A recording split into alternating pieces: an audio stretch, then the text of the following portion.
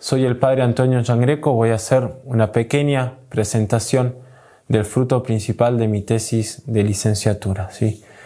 Titulé esta presentación El constitutivo ontológico de la gracia, aporía, hipótesis de solución desde el tomismo intensivo.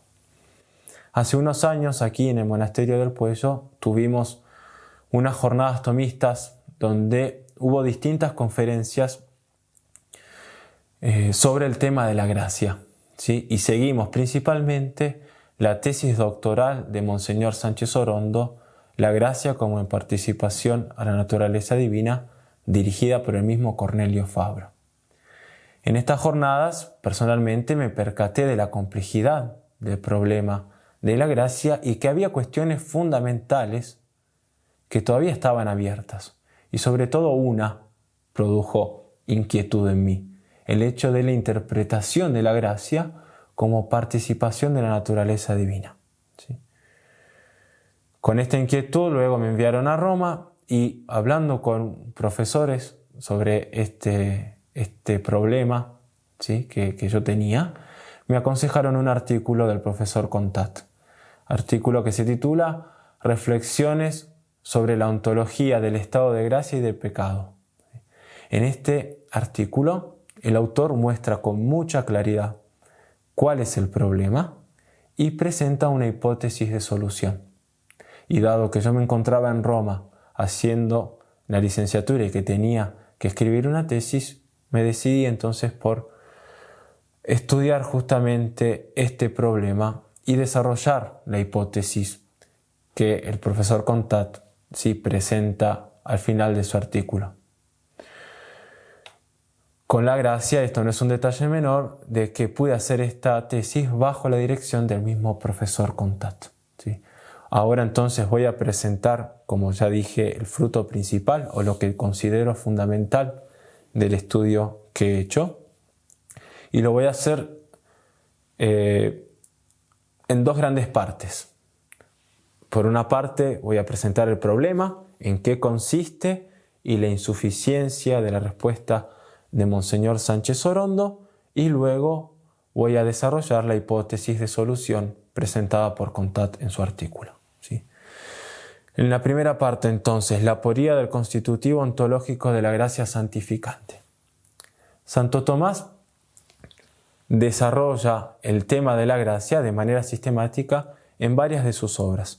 Lo hace en el segundo libro del Comentario de las Sentencias, lo hace en el tercer libro de la Summa contra Gentiles, en la cuestión 26 de las cuestiones diputadas de Veritate, y finalmente en la Summa Teológica, en la Prima Secunde, de las cuestiones 109 a las 113. ¿Sí?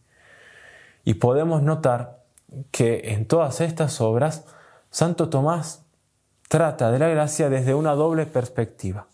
Una perspectiva que podríamos llamar predicamental y otra participativa. ¿Sí? Predicamental es aquella por la cual trata de la gracia, ¿sí? Y según la cual la considera como una cualidad de primera especie, ¿sí? Aquello que decimos muchas veces hábito entitativo, ¿sí? Una cualidad que radica en la esencia del alma y que comunica, ¿sí?, al hombre la participación de la naturaleza divina. Es aquello por lo cual el hombre llega a ser partícipe de la divinidad. ¿Sí? Desde la perspectiva participativa se apoya siempre en la cita de la Sagrada Escritura de la segunda carta de Pedro, capítulo 1, versículo 4, en donde dice San Pedro que a través de los dones divinos llegamos a ser consortes, partícipes de la naturaleza divina. ¿Sí? En Santo Tomás no hay un progreso sustancial, ¿sí?, respecto de su interpretación o consideración de la gracia. ¿Sí? Sí podemos ver un progreso en las expresiones. Al inicio prima esta perspectiva predicamental. ¿Sí? Y ya hacia el final prima la perspectiva participativa. Y esta perspectiva participativa es como que va ganando terreno. De modo tal que al inicio la gracia es aquello por lo cual llegamos a ser partícipes de la naturaleza divina. Y hacia el final se anima a definir directamente a la gracia como participación de la naturaleza divina que nos hace partícipes, sí, también del mismo ser divino. Sí. El problema es que Santo Tomás queda aquí y no explica en qué consiste, no explica analíticamente en qué consiste esta participación sobrenatural. ¿Sí? Y para nosotros esto es un problema. ¿Sí? Es un problema. Porque ¿cómo puede ser que una realidad participada, una participación, algo creado, tenga como contenido, si se me permite la expresión, la misma divinidad? Al ser participación, ¿no dejaría de ser divinidad? Este es el problema dicho así de manera muy simple, pero para entender el problema de fondo tendríamos que ver qué es la participación. Y para esto sigo siempre la interpretación del padre Cornelio Fabro. Voy a dar una definición bien genérica del mismo padre Fabro y luego una explicación propia. ¿Sí? Fabro dice que participar se predica de un sujeto que tiene cierta formalidad o acto, pero no de modo exclusivo y total. No entra en la descripción de la participación, sí en la explicación propia voy a decir que la participación contiene 4 elementos. ¿Sí? El primer elemento es el participante, el sujeto que recibe la perfección. El segundo es el participado extrínseco, ¿sí? Aquel que posee esa perfección de manera eminente y que por lo tanto la causa en el participante. El tercer elemento es el participado inmanente, que es la misma perfección que recibe el sujeto y que causa el participado extrínseco. Y por último, una medida en la que se recibe esta perfección, que es la medida, los límites que le impone la esencia. ¿Sí? Lo volcamos en un ejemplo para clarificar esto. La participación trascendental del acto de ser de un árbol, ¿no? El participante, es el mismo árbol, ¿sí? El sujeto, el árbol, ¿no? El participado extrínseco es Dios, que posee la perfección eminente del acto de ser y la causa causando aquel árbol. ¿Sí? El participado inmanente es el acto de ser del mismo árbol, el acto de ser, y la medida es la esencia individual de ese árbol concreto del cual estamos hablando, ¿sí? Que hace que el acto de ser entonces esté contraído y sea delimitado en un ente concreto. ¿Sí? Entendiendo más o menos, ¿sí?, qué es la participación, entonces podemos señalar con mayor claridad cuál es el problema de definir la gracia como participación. Y lo podemos hacer si aplicamos justamente estos 4 elementos a la gracia. En la gracia, el participante es el hombre, ¿sí? Participado extrínseco es Dios, ¿no? La causa eficiente que posee la naturaleza divina por esencia, ¿sí? Es su naturaleza divina y por eso la causa en el hombre. El participado inmanente sería el hábito, la cualidad, gracia, y la esencia o la medida es lo que nos trae problemas. ¿Sí? En realidad el problema es doble. Por un lado, la esencia, ¿no? Porque ¿en qué sentido podemos decir que la naturaleza divina en cuanto tal puede tener una medida, ¿no? Y en segundo lugar, de parte del participado extrínseco también se presenta un problema, porque puede el ipsum esse subsistens, que se identifica realmente con la naturaleza divina y que es de por sí imparticipable, ser participado, ¿no? Entonces el problema es doble. ¿Puede la naturaleza divina tener medida? Y el segundo, ¿puede el ipsum esse ser participable en cuanto tal? La aporía se presenta cuando consideramos la participación como participación dentro de las participaciones naturales, ¿sí? Por lo tanto, tendremos que buscar para solucionar este problema, ¿sí?, en qué consistiría esta participación sobrenatural, buscando cuál es la esencia de la gracia, ¿sí?, y cómo se llega a participar de ella. Este es el problema. Santo Tomás, como ya dijimos, no lo resuelve, pero sí algunos de sus discípulos, ¿sí? Entre ellos, algunos del tomismo clásico o formalista que dan la primacía a la forma sobre el acto de ser y que consideramos que jamás podrán dar respuesta porque si en la estructura del real la única portadora de actualidad es la forma, ¿sí?, todo aquello que sobrevendrá, como es la gracia, al sujeto, va a sobrevenir como acto sobre acto y va a ser una cosa extrínseca. Y la gracia no puede ser extrínseca como nos lo exige la fe, tiene que ser intrínseca.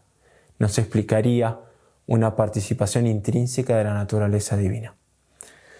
Pero no nos importa ahora ver las respuestas de los formalistas, que son distintas y que consideramos la raíz de ese horror es el que acabamos de describir. Nos importa describir o estudiar la respuesta que da Monseñor Sánchez Orondo, porque él es partidario del tomismo que llamamos intensivo o esencial, el tomismo que da primacía al acto de ser, ¿no? Y para ver cuál es la respuesta que él da a este problema, le vamos a hacer una doble pregunta, ¿sí?, correspondiente a la doble cara de la aporía, ¿sí? ¿Cuál es la esencia o la medida de la gracia y cómo se participa de la naturaleza divina, ¿sí? Respecto de la primera pregunta, ¿sí?, ¿cuál es la esencia de la gracia? Sánchez Orondo hace todo un análisis muy interesante de la gracia como similitudo participata nature divine, ¿sí?, definición de Santo Tomás, ¿no? Él hace todo un análisis. La similitud, él usa esta noción para describir el contenido o esencia de la gracia. La similitud es la primera implicación de la participación y se fundamenta en ella, ¿sí? Y cómo se fundamenta en ella consiste en una communicatio in forma, una comunicación en la forma. Por lo tanto, la gracia va a ser una comunicación en la forma divina, ¿sí? Si se fundamenta en la participación, según sea la participación o predicamental o trascendental, así será la similitud. Y como la participación de la gracia es trascendental, porque la naturaleza divina trasciende todo género y especie, la similitud va a ser también trascendental. Y a este punto, Sánchez Orondo profundiza en clave tomista la metafísica de la similitud, ¿sí?, y lo hace a partir del De Potentia, cuestión 7, artículo 7, contra la sexta objeción. Y dice que esta similitud es doble. ¿Por qué? Porque es respecto a la esencia, va a ser una cosa, respecto al ser, será otra, ¿sí? A la similitud respecto de la esencia la llamará similitud formal, ¿sí? A la similitud respecto del ser la llamará similitud real, ¿sí? La gracia, en cuanto similitud formal, no es una mera semejanza de los trascendentales, como sucede en todas las criaturas en general, ni es una semejanza de las perfecciones intelectuales, de la intelectualidad, como es en el caso de las criaturas racionales, o llamadas también imagen, sino que es una semejanza en la mismísima naturaleza divina, ¿sí? Pero para él esto no es lo principal. Lo principal es la similitud real, porque es una comunicación, una participación, ¿sí? No tanto en el ser como perfección común a todas las criaturas, ni en el ser necesario, como en el caso de las criaturas intelectuales, que son imagen de Dios, sino que es una participación del ipsum esse, ¿sí? Del mismo ser divino. Esto es lo propio del contenido y de la esencia de la gracia para nuestro autor, ¿sí? Y podríamos decir, buenísimo, pero esto no responde al problema de la medida de la gracia. Todavía después vamos a decir más sobre el pensamiento de Sánchez Orondo sobre el constitutivo ontológico de la gracia. Pero aquí, mostrando el contenido, toma partido sobre esto diciendo que es naturaleza divina en cuanto tal. Porque muchos, para resolver este problema, dijeron no, es naturaleza divina considerada como intelectualidad o como principios operativos divinos. Sánchez Orondo, fiel a Santo Tomás, dice no, es naturaleza divina en cuanto tal. Buenísimo, es naturaleza divina en cuanto tal. Por lo tanto, lo que me diferencia a mí o al hombre que está en gracia con Dios es el modo de poseer la naturaleza divina. Dios la posee sustancialmente, nosotros accidentalmente. Pero ¿cómo puede ser esto? ¿Cómo puede el hombre participar? Y aquí pasamos a la segunda pregunta, ¿sí? Que le hacemos a Sánchez Orondo. Importante, ¿por qué? Porque va a completar en esta parte su comprensión de la gracia como participación de la naturaleza divina y va a explicar el modo, ¿sí? Y va a explicar el modo. A este objetivo lo que hace Sánchez Orondo es aplicar el principio forma dat esse al plano sobrenatural. En el plano natural, ¿sí? Este principio, Santo Tomás, esta fórmula que es de Aristóteles, Santo Tomás la asume para explicar que la forma es intermediaria metafísica, según las palabras de Fabro, de un ser, ¿sí? Dios causa un ser, pero lo hace a través de una forma. Lo mismo pasaría, según nuestro autor, en el plano sobrenatural. Dios causa a través de una forma, que es la gracia, un ser sobrenatural. Pero indica que hay dos diferencias radicales con este principio aplicado en el plano natural, en la creación, respecto a este principio aplicado en el plano sobrenatural, que es la recreación. La primera diferencia es que la forma que es intermediaria de un nuevo ser en la creación es una forma sustancial. En cambio, en la recreación, la gracia es una forma accidental. Y la segunda gran diferencia es que en la creación no se requiere un principio formal activo, en cambio en la recreación sí, hace falta la libertad del hombre que acepte el don de la gracia. Respecto a la primera diferencia, sí, hay que prestar atención porque es en donde muestra la originalidad de su posición y la parte más importante de su respuesta. ¿Por qué? Porque él dice que la gracia es una forma accidental, pero no es una forma accidental al modo de las formas accidentales naturales, porque las formas accidentales naturales reciben su actualidad del propio acto de ser natural del hombre, ¿sí? En cambio, no sucede lo mismo en el caso de la gracia, porque el ser natural del hombre es incapaz de actualizar, ¿sí?, una forma que lo supera ontológicamente, ¿no? Es naturaleza divina en cuanto tal. Por lo tanto, se excluye toda causalidad del acto de ser natural del hombre sobre la gracia, ¿sí? esto es lo que añade al constitutivo, a su comprensión del constitutivo ontológico de la gracia. Una forma accidental del todo particular. ¿Sí? ¿Y cómo es que hace al hombre partícipe de la naturaleza divina? Y esta es la segunda gran parte de la respuesta, el modo de participar. Esta gracia, esta forma que es naturaleza divina en cuanto tal, dice él, anida en la esencia del alma. Anida en la esencia del alma y le comunica, como hacen las formas, y por eso él aplica el principio forma dat esse, le comunica el ser sobrenatural. ¿Sí? Entonces, la forma que es participación de la misma naturaleza divina, del mismo ser divino, ¿sí?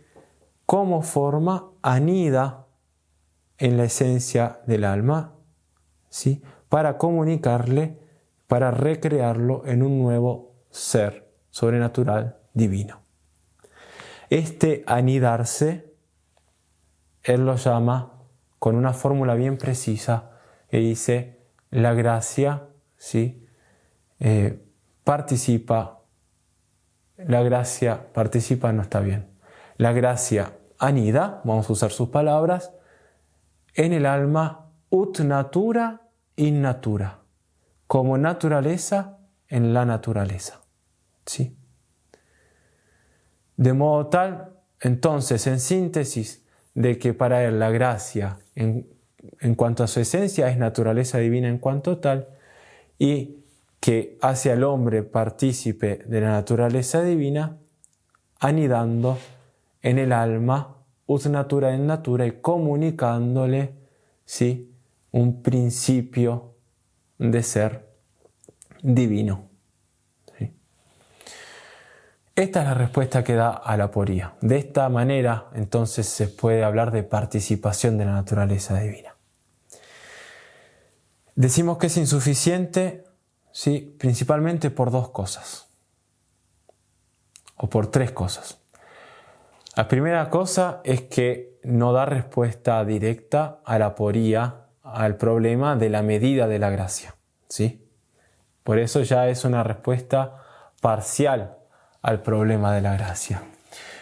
En segundo lugar, es insuficiente incluso cuando explica el modo de participación del hombre en la naturaleza divina, ut natura in natura. ¿Por qué? Primero, porque, como señala muy bien Fernando Ocaris y el mismo Contat, la gracia es una forma que es intermediaria, que media un nuevo ser, pero no un nuevo ser como acto. ¿Sí?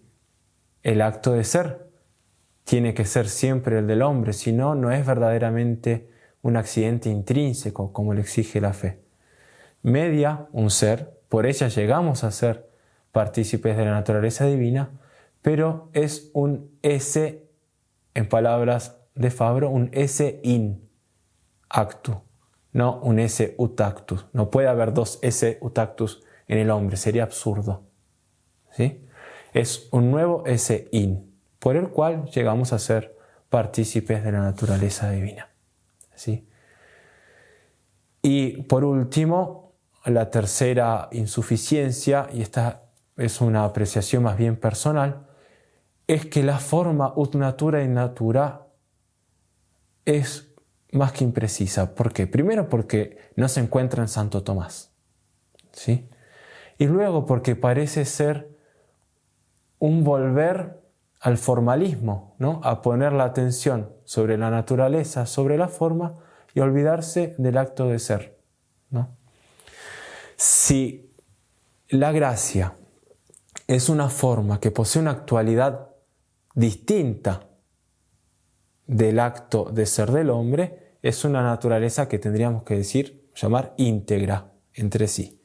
Y la naturaleza humana es otra naturaleza íntegra, ¿no? Siendo dos naturalezas íntegras, ¿sí?, podemos aplicarle los modos de unión de las naturalezas que Santo Tomás, ¿sí?, plantea cuando se pregunta el modo de unión de la naturaleza humana y divina de Cristo. ¿sí? Él dice que si no es en la persona, toda unión de naturalezas o es una unión extrínseca, artificial, o implica un cambio sustancial.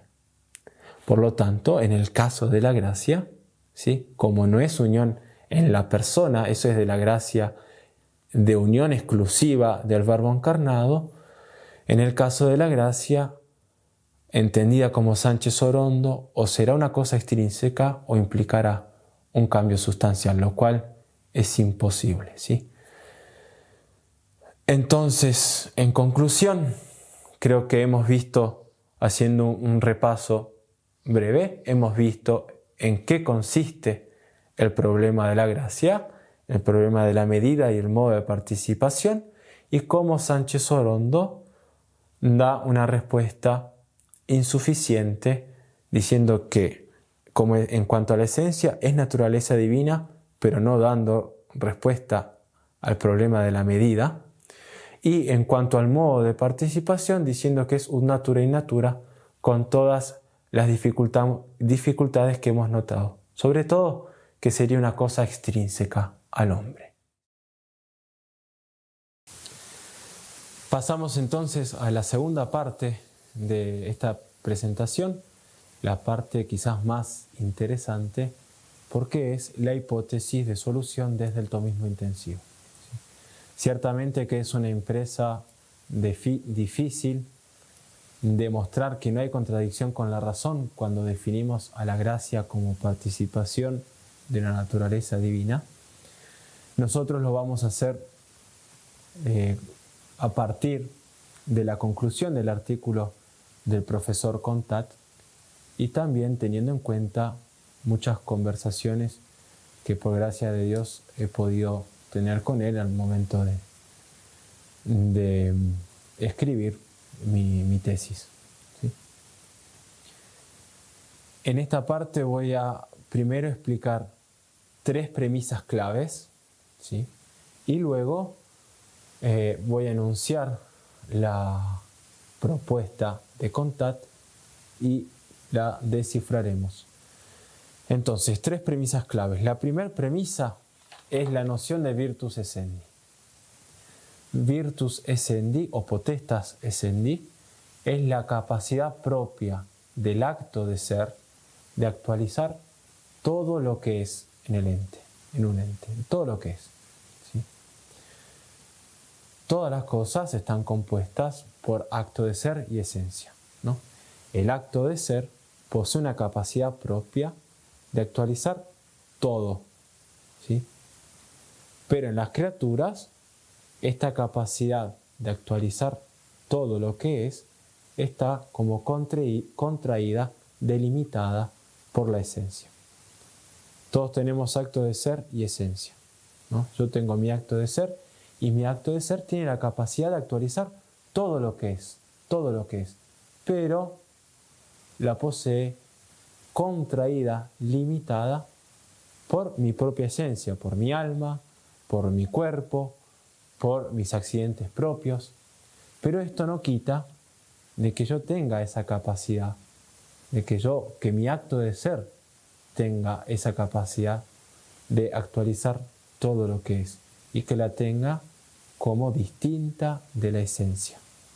Está presente en mí y es distinta de mi esencia. En cambio, en Dios esto no pasa. Dios es su ser, es su esencia, por lo tanto tiene la virtus essendi, dice Santo Tomás, incircunscripta, ¿sí? Ilimitadamente. Esta es la primera premisa. La segunda es la potencia natural del hombre a la gracia, ¿sí? El hombre, por ser hecho a imagen y semejanza de Dios, es decir, por su intelectualidad, posee una ordenación a la verdad y al bien universales, ¿no? Por eso puede conocer y amar el bien universal. En este sentido, es capax Dei.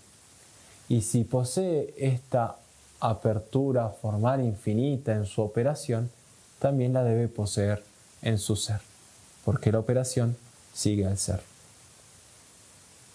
Creo que el lugar más contundente en donde Santo Tomás afirma que el hombre posee una potencia natural a la gracia, es aquel artículo en el que se pregunta si es un milagro o no la justificación. Y responde justamente diciendo que no es un milagro, porque el hombre posee una potencia natural a la gracia. Finalmente, la tercera premisa clave es la noción de relativum secundum dici. ¿Sí? Santo Tomás dice que podemos predicar, ¿sí?, una cosa en relación a otra de dos modos: según el ser o según la atribución o denominación. ¿Sí? Explico mejor. Está lo que se llama el relativum secundum esse, según el ser, y el relativum secundum dici. El relativum secundum esse es la predicación de la relación en cuanto tal, ¿sí?, de la relación predicamental. Por ejemplo, izquierda, derecha, paternidad, maternidad. En cambio, relativum secundum dici es una cualidad, no una relación predicamental, que implica en su misma definición una relación y de la cual se sigue una relación predicamental, pero que no es una relación predicamental. Y Santo Tomás pone el ejemplo, entre tantos, del motor, ¿no? Ser motor motor es una potencia, una cualidad, ¿sí?, pero que implica en su definición ya una relación al móvil, aquello que mueve una cosa, ¿no?, y de la cual se sigue una relación, que es la relación entre el motor y el móvil, que se manifiesta, se hace patente en el movimiento, ¿no? Lo mismo también está el ejemplo de Dios como creador, ¿no? Dios es creador, posee la potencia activa de dar el ser ex nihilo, ¿sí? Pero no sería creador si, hablando de modo de predicar, no predicaríamos que Él es creador si no hay una relación implícita con la criatura a la cual producen el ser. Estas son las tres premisas. Voy a enunciar y me voy a tener al papel, para ser preciso, la hipótesis de Comtat, y luego la vamos a descifrar en tres pasos. ¿Sí?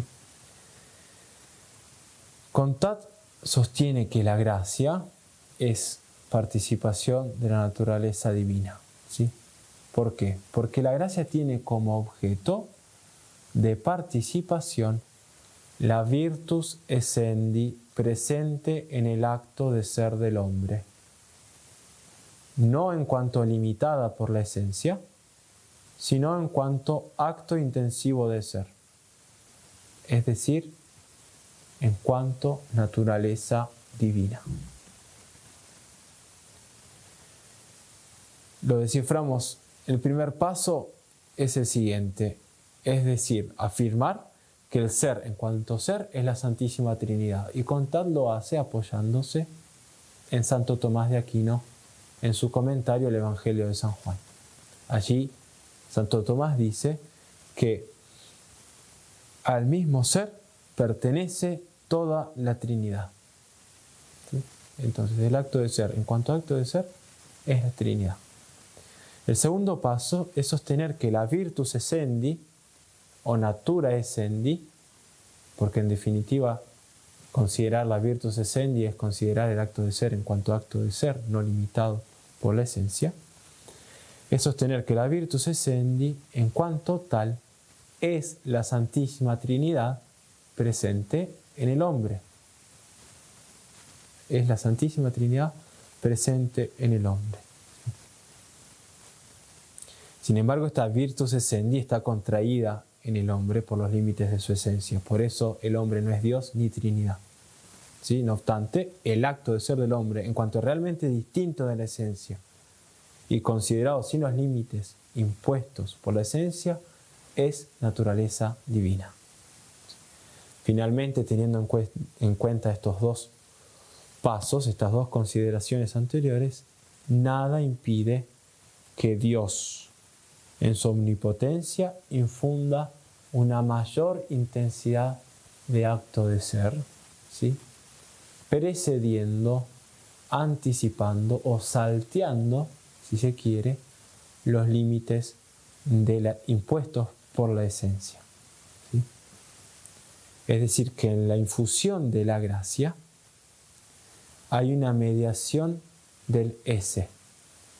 La gracia se recibe en el alma, pero no por el alma. Si se recibiera por el alma, sería especificada por el alma y dejaría de ser naturaleza divina, sería un accidente humano. Así como la salud, cuando la recibo yo, es una salud humana. Cuando la recibe un caballo, es una salud animal, ¿no? Se recibe la gracia en el alma, pero no por el alma. Dios saltea los límites de la esencia y hace que participe, que reciba su actualidad directamente de la virtus essendi, que dijimos es natura essendi, es acto de ser en cuanto a acto de ser, es la Santísima Trinidad. Por lo tanto, la gracia participando directamente de la virtus essendi, que es la Trinidad, es una participación de la naturaleza divina.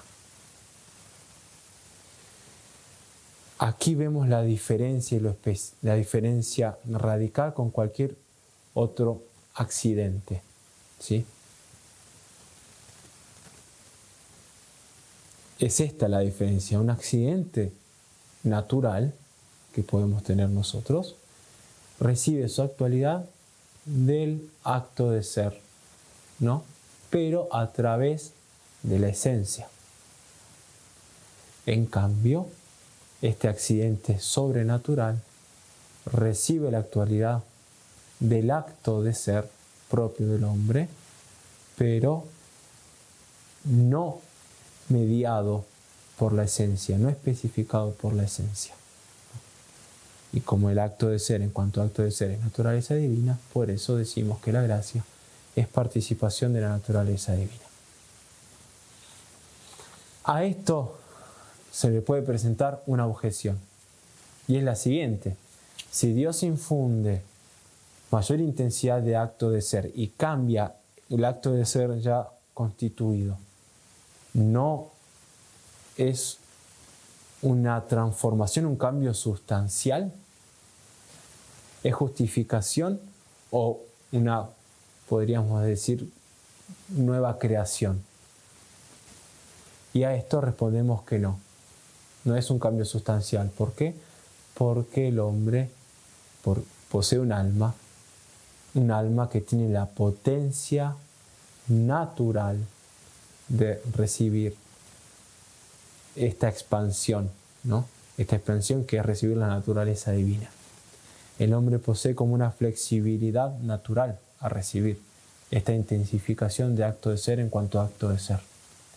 Un perro no podría recibir la gracia y seguir siendo perro, ¿no? Dios primero le tendría que dar la intelectualidad y dejaría por tanto de ser perro, y recién ahí lo podría elevar a la participación de su naturaleza, ¿no? En cambio, el hombre, continuando o permaneciendo en su esencia humana, puede recibir esta semejante participación, ¿sí? ¿Por qué? Porque posee esta como flexibilidad natural a participar de la misma Trinidad, ¿no? Y toda esta explicación, esta hipótesis, todo lo que hemos dicho, viene como compendiado en la noción de relativum secundum dici, ¿no? Por eso podemos decir que la gracia es un relativum secundum dici, porque es una cualidad, ¿sí? Es una cualidad, no una relación, pero que implica en su misma definición una especialísima relación con la naturaleza divina, ¿no? Esta relación que es justamente salteando los límites impuestos por la esencia en la participación directa del ser en cuanto a acto de ser presente en el hombre, que es Santísima Trinidad, y de la cual se sigue una relación predicamental, que es la filiación adoptiva. En conclusión, ¿por qué no es una contradicción decir que la gracia, la gracia, es participación de la naturaleza divina? No es una contradicción porque, claro, en cuanto a realidad categorial, realidad creada, no es divinidad, no es naturaleza divina. Pero, bajo otro respecto, ¿sí?, en cuanto a su objeto, es participación de la naturaleza divina.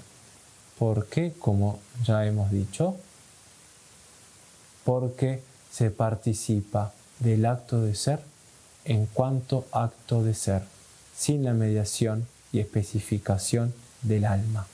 ¿Sí? Acto de ser en cuanto acto de ser, que dijimos, es la misma naturaleza divina, la misma Trinidad. Toda esta hipótesis es posible gracias a la consideración del ser como acto de todos los actos, a la consideración de la virtus essendi, de la potencia pasiva, natural del alma, la gracia no activa, por supuesto, a la consideración de la omnipotencia y providencia de Dios, que puede saltear los límites de la esencia para intensificar su presencia cuanto Él quiera en los hombres. A fin de cuentas, solo Dios conoce los caminos que nos ofrece para unirnos a Él. Nosotros solo hemos intentado, como es la tarea del teólogo, mostrar que no hay contradicción con la razón, ¿sí? Y lo hemos hecho de manera limitada. Sabemos que esto está todavía sujeto a errores, es una hipótesis, pero lo intentamos con piedad, ¿sí? Una piedad propia que debe tener el teólogo al afrontar estos problemas teológicos. Antes de terminar, quería simplemente agradecer sobre todo al profesor Contat por su paciencia, por sus largas conversaciones, y también a mi comunidad en Fossa Nova, ¿sí?, con los cuales también hablé mucho del tema, me corrigieron cosas, me plantearon objeciones, me ayudaron a solucionar otras. Y entre ellos principalmente agradezco al padre Ignacio Carati, al padre Javier Nobile y al padre Agustín Ambrosini, Andrés Ibáñez y a toda la comunidad, ¿sí?, porque lo presento como algo propio, pero es fruto de un trabajo en equipo.